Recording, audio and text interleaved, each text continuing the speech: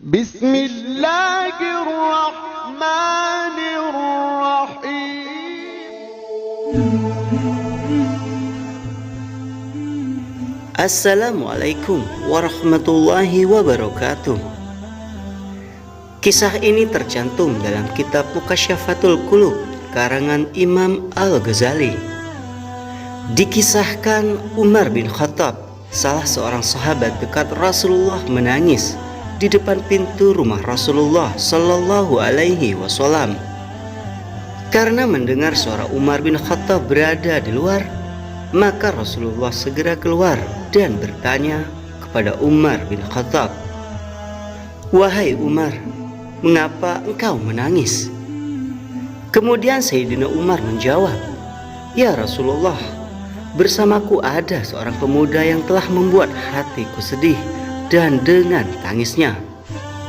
Lalu Rasulullah Shallallahu Alaihi Wasallam memerintahkan Sayyidina Umar agar membawa masuk pemuda tersebut ke dalam. Atas perintah tersebut, Umar bin Khattab lalu mengajak pemuda yang datang bersamanya sambil keduanya tetap menangis. Pemuda itu disuruh duduk di depan Rasulullah Shallallahu Alaihi Wasallam dan Umar bin Khattab duduk di sebelahnya. Rasulullah Shallallahu Alaihi Wasallam kemudian bertanya, "Wahai pemuda, mengapa engkau menangis?" Pemuda itu menjawab sambil tetap menangis, "Wahai Rasulullah, dosaku sangat besar dan aku takut Allah memurkaiku." "Apakah engkau telah menyekutukan Allah dengan sesuatu?" tanya baginda Sallallahu Alaihi Wasallam. "Tidak ya Rasulullah," sahut pemuda itu sambil tetap menangis. "Apakah engkau telah membunuh seseorang dengan alasan yang tidak benar?" Rasulullah Shallallahu Alaihi Wasallam kembali bertanya. "Tidak ya Rasul," pemuda itu sambil terus menangis. Lalu Rasulullah Shallallahu Alaihi Wasallam bersabda, "Sungguh dosamu sebesar apapun Allah akan mengampuninya, sekalipun memenuhi langit dan bumi." "Sungguh aku lebih besar dari itu ya Rasul," sahut pemuda tersebut. "Apakah dosamu melebihi arsy? Besar mana dengan arsy?" tanya baginda Rasulullah Shallallahu Alaihi Wasallam. "Dosaku sangat besar ya Rasulullah." "Lalu besar mana dosamu dengan keagungan, ampunan dan rahmat Allah?" tanya Rasulullah Shallallahu Alaihi Wasallam. "Tentu keagungan, ampunan, rahmat Allah lebih besar.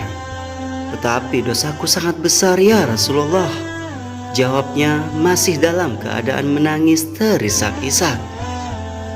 Karena kurang mengerti maksud pengakuan dari pemuda tersebut, akhirnya Rasulullah Shallallahu Alaihi Wasallam bertanya kembali, "Cobalah katakan, dosa apa yang pernah engkau perbuat?" "Aku malu menyebutnya ya Rasulullah," kata si pemuda tersebut.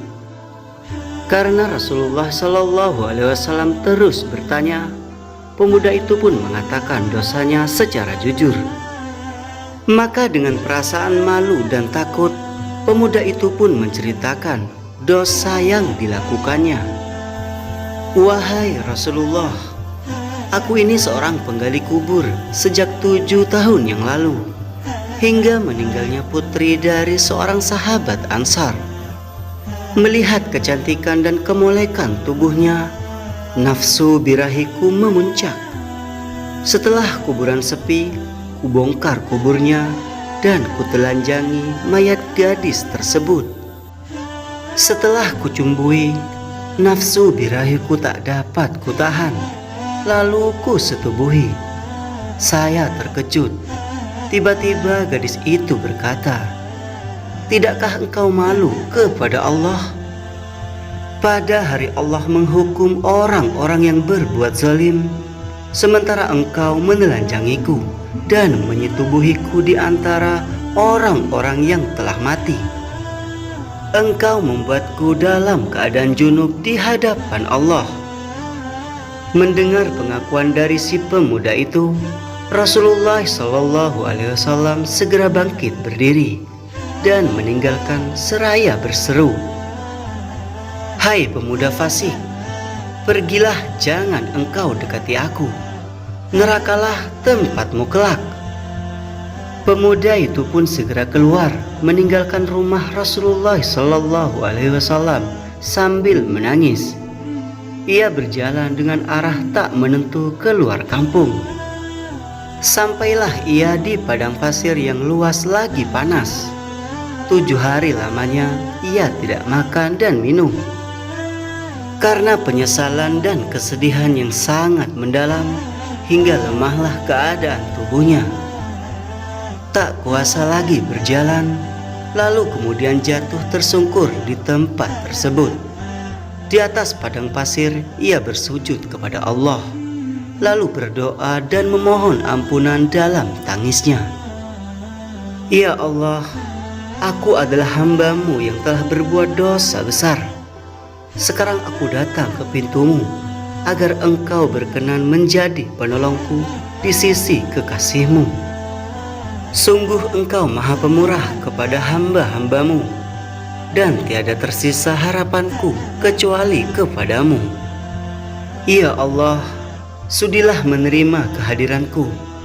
Kalau tidak, datangkanlah api dari sisi-Mu dan bakarlah tubuhku dengan api-Mu di dunia ini, daripada Engkau bakar tubuhku di akhirat nanti." Setelah itu malaikat Jibril alaihi salam datang kepada Rasulullah sallallahu alaihi wasallam usai menyampaikan salam dari Allah. Jibril alaihi salam berkata, "Wahai Muhammad, Allah subhanahu wa ta'ala bertanya kepadamu, apakah engkau yang menciptakan makhluk? Bahkan dialah yang menciptakan diriku dan mereka." Jawab Rasulullah sallallahu alaihi wasallam, "Apakah engkau yang memberi rezeki kepada mereka?" Tanya Jibril alaihi salam. Rasulullah sallallahu alaihi wasallam menjawab, "Bahkan dia memberi rezeki kepadaku dan mereka." "Apakah engkau menerima tobat mereka?" Tanya Jibril alaihi salam untuk kali yang sekian. "Bahkan dia yang berhak menerima taubat dan mengampuni dosa-dosa hambanya," ujar Rasulullah sallallahu alaihi wasallam. Malaikat Jibril alaihi salam lalu berkata, "Allah berfirman kepadamu, telah datang kepadamu seorang hambaku, dan ia menerangkan satu dosa dari beberapa dosanya. Maka kamu berpaling daripadanya dan dosanya. Maka bagaimana keadaan orang-orang mukmin kelak? Apabila mereka datang dengan dosa yang banyak lagi besar, ibarat gunung yang besar.